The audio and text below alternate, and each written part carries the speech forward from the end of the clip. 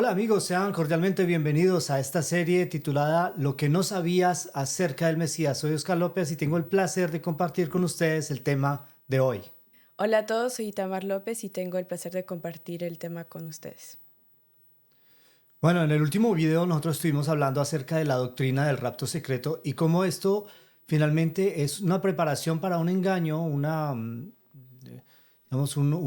ilusión que se va a hacer en el tiempo final, y la Biblia predice que un personaje que se va a hacer pasar por el Mesías va a engañar a las naciones y va a reforzar esas ideas erróneas, sobre todo en cuanto a la ley de Dios y en cuanto al sábado. Este personaje del anticristo es un personaje enigmático, pero entendimos que en esencia es un sistema, digamos, una idea que va en contra de la obra del Mesías, el Cristo. En el día de hoy vamos a terminar nuestra serie y el título del tema de hoy es el título de la serie, Lo que no sabías acerca del Mesías. Y vamos a ver algunos elementos que son muy importantes acerca de la obra del Mesías y cómo el Mesías obra para salvarnos a ti, a mí, a la humanidad entera. Okay. Vamos a empezar por leer Apocalipsis capítulo 13, versículo 8. Y la adoraron todos los moradores de la tierra, cuyos nombres no estaban escritos en el libro de la vida del Cordero, que fue inmolado desde el principio del mundo. Esto es muy interesante porque en este versículo de Apocalipsis 13 nos habla de esta bestia que va a reunir a todas las naciones. En la teoría acerca del rapto secreto se nos dice que va a haber un líder que va a reunir a todas las naciones, y nosotros sabemos bien cuál es ese personaje del que habla la Biblia, ¿no? Ya lo vimos en los temas anteriores. Pero hay una cosa muy interesante y yo quisiera subrayar, y es en el libro de la vida, que es un libro del cual nosotros ya hablamos en esta serie. Hablamos de los libros del cielo, los libros del Hablamos Mesías. de los 3 libros. Sí. El Cordero también explicamos de que el Cordero es un símbolo que representa al Mesías y su obra de redención, su obra de expiación, y que fue inmolado pues porque fue sacrificado en la cruz del Calvario. Pero una cosa interesante y lo que más me llama la atención es desde el principio del mundo. Esto es algo muy, muy importante. Hay muchas personas que me dicen, es una contradicción, porque Jesús murió en el año 31 y el mundo, según la ciencia, existe desde hace millones y millones de años. Bueno, nosotros hemos tratado este tema acerca del evolucionismo y creacionismo en otras series. Tenemos, por ejemplo, la serie sobre la naturaleza del hombre, y en los primeros capítulos tenemos temas acerca de el contraste que hay entre creacionismo y evolucionismo. Pero si nosotros tomamos en cuenta el testimonio de la Biblia, cuando el mundo fue creado, la Biblia nos dice que Jesús, no dice que Jesús estaba allí. El texto de Génesis 1:1 nos dice: En el principio creó Dios los cielos y la tierra estaba desordenada y vacía, y las tinieblas estaban sobre la faz del abismo, y el Espíritu de Dios se movía sobre la faz de las aguas. En el libro de Génesis no se menciona a Jesús, no se menciona a Cristo, no se menciona al Mesías. Habla de Dios. Sí. Entonces, ¿cómo es que él estaba inmolado desde el principio de la fundación del mundo? Y fuera de eso, Jesús fue crucificado en el año 31. Entonces, aparentemente hay una contradicción desde el punto de vista cronológico en este texto. Pero esto sin contar con lo que dice Juan 1:1-5. En el principio era el Verbo, y el Verbo era con Dios, y el Verbo era Dios. Este era en el principio con Dios. Todas las cosas por Él fueron hechas, y sin Él nada de lo que ha sido hecho fue hecho. En Él estaba la vida, y la vida era la luz de los hombres. La luz en las tinieblas resplandece, y las tinieblas no prevalecieron contra ella. Interesante. Aquí se nos dice que en el principio era el verbo, y podríamos tomar el verbo como un elemento de acción. Y el verbo era con Dios, y el verbo era Dios. Dios. Y si nosotros leemos con atención el Evangelio de Juan, el capítulo 1 y los capítulos que siguen, nos damos cuenta de que en este pasaje el verbo es un sinónimo de Jesús. Y el verbo es el poder creador. En el principio, dice aquí, creó Dios. El verbo era Dios. Es decir, que en la persona de Dios, el verbo ya estaba presente aquí. Es decir, que Jesús ya estaba presente desde el inicio, la fundación del mundo. ¿Y por qué él fue inmolado desde el principio de la fundación del mundo? Por el plan de salvación. Por el plan de salvación. Es más, este texto dice, todas las cosas por él fueron hechas. y sin él nada de lo que ha sido hecho fue hecho. ¿Quién?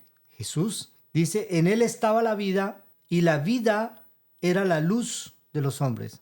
Y después dice que este verbo fue hecho carne y lo vimos habitar entre nosotros, etcétera, etcétera. Sí. Les invito a que lo sigan leyendo, es un pasaje muy interesante.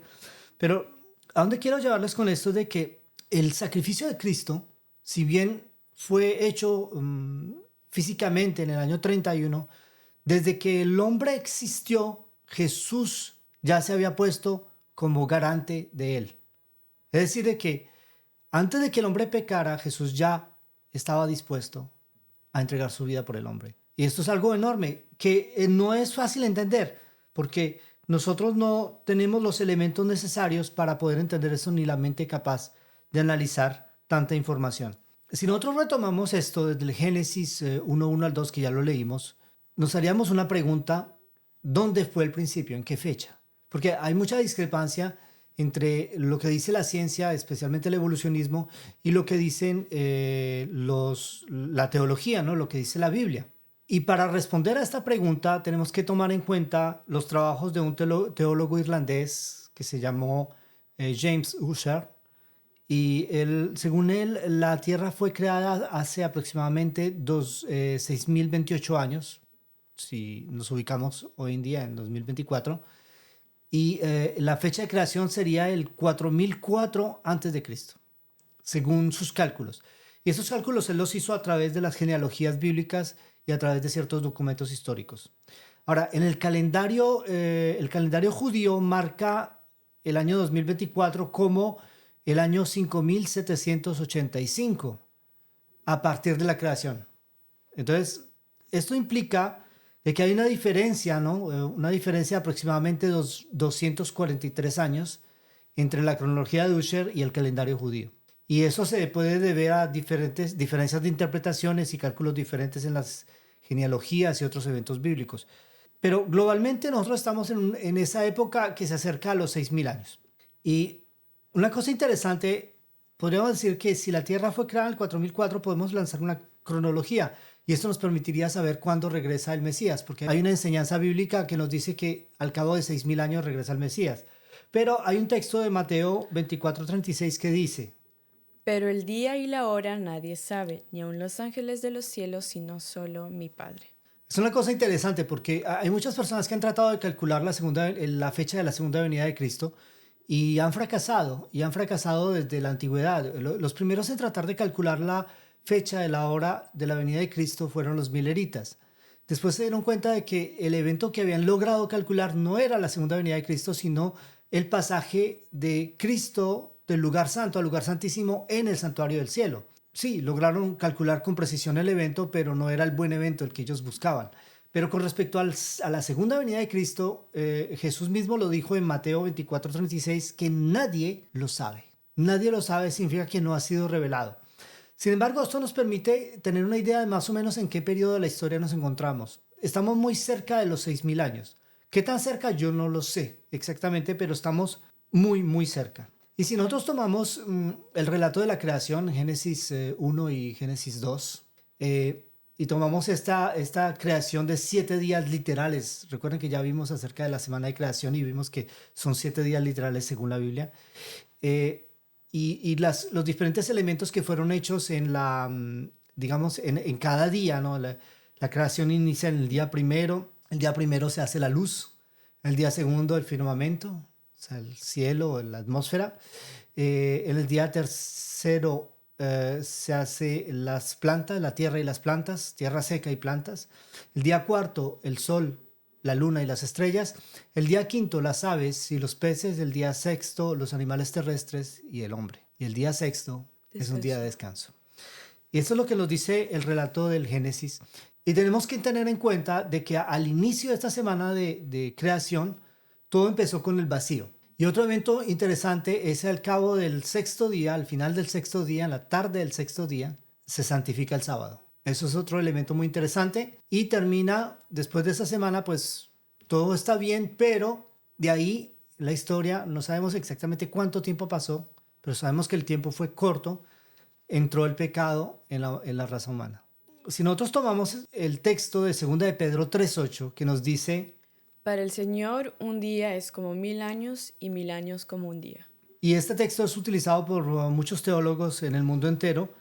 Y si calculamos periodos de 1000 años y si entendemos de que la Tierra, según el relato bíblico, fue creada hace más o menos 6000 años, podemos ubicar estos milenios, esos 6 milenios, en la antigüedad y empezar a dividir secciones de la historia de la Tierra. Y encontramos el pecado de Adán y Eva al inicio del primer milenio, y esto nos lleva hasta el diluvio, la Torre de Babel y la historia de Abraham. Estos son temas que encontramos en la Biblia. El segundo milenio nos lleva a Isaac, Moisés y David. Son 3 historias que encontramos en este segundo milenio.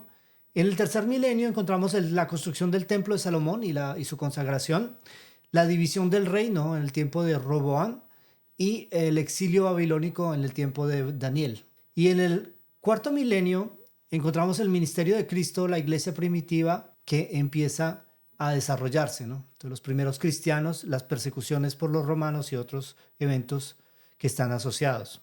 En el quinto milenio encontramos el desarrollo del obscurantismo, la persecución papal, esa profecía de la cual hablamos que dura 1260 años, y también encontramos la Reforma Protestante y por supuesto en ese periodo también se produce la Revolución Francesa que marca el fin de la dominación papal. Y en el sexto milenio encontramos la segunda venida de Cristo, según las líneas escatológicas. Esto todavía no se produce. Todos los eventos que están atrás ya se produjeron, pero este último todavía no se produce. Y después de ese milenio, según lo que vimos en los temas anteriores, cuando hablamos del rapto secreto y el milenio, viene la creación de una nueva tierra. Algunos datos interesantes. Al inicio, antes del pecado de Adán y Eva, tenemos la semana de creación.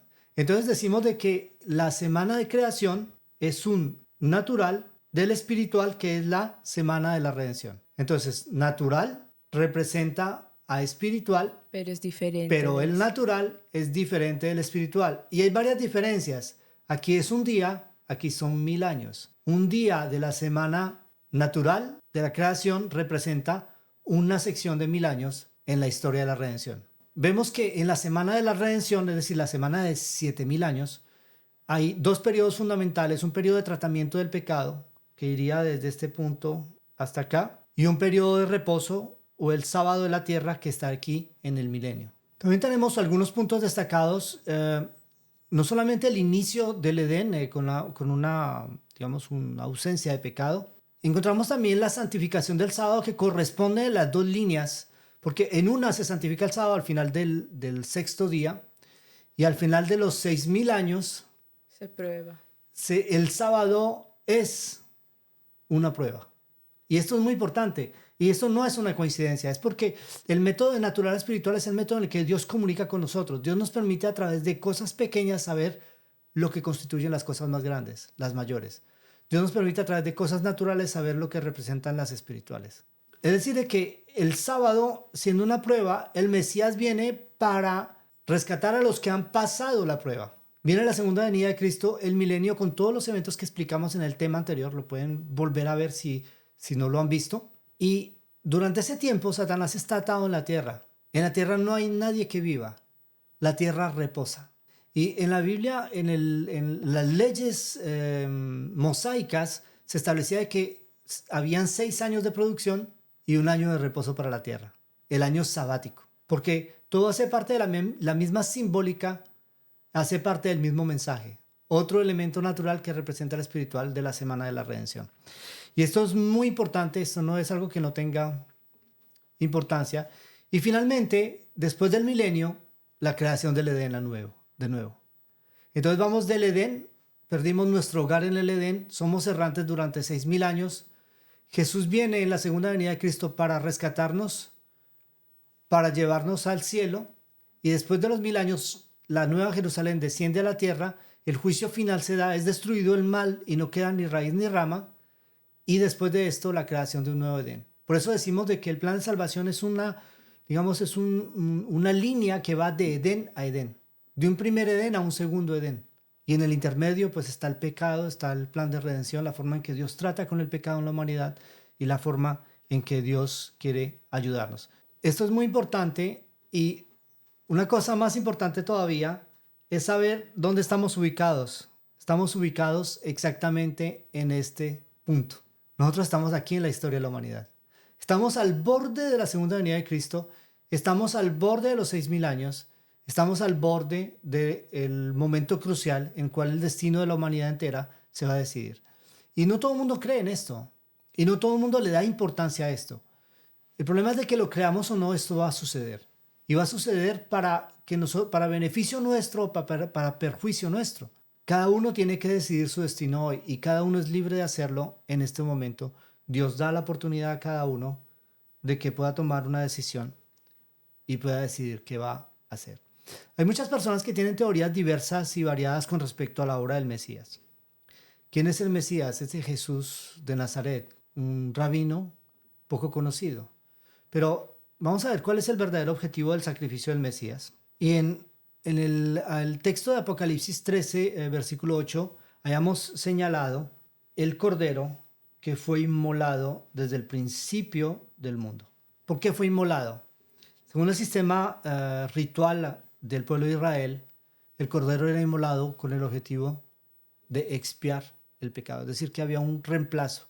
Aquel que era culpable no era condenado, sino que vivía, y aquel que era inocente, el cordero, moría en lugar del culpable. Y este cordero representaba al Mesías que habría de entregar su vida siendo inocente por los culpables. ¿Qué nos dice Romanos 6:23? Porque la paga del pecado es muerte, mas la dádiva de Dios es vida eterna en Cristo Jesús nuestro Señor. Romanos 6:23 nos enseña que la paga del pecado es Muerte. la muerte. Y hay otro texto de la Biblia que dice, por cuanto todos pecaron y están destituidos de la gloria de Dios. Mas, sin embargo, hay una dádiva de Dios que es vida eterna. ¿En quién? En Cristo Jesús, Señor nuestro. La palabra Cristo significa Mesías. En Mesías, Jesús Mesías, nuestro Señor. Y esto es muy importante entenderlo porque Romanos 6:23 nos enseña de que el Mesías vino para deshacer un decreto de muerte. Y ese decreto de muerte es el resultado de nuestra culpabilidad.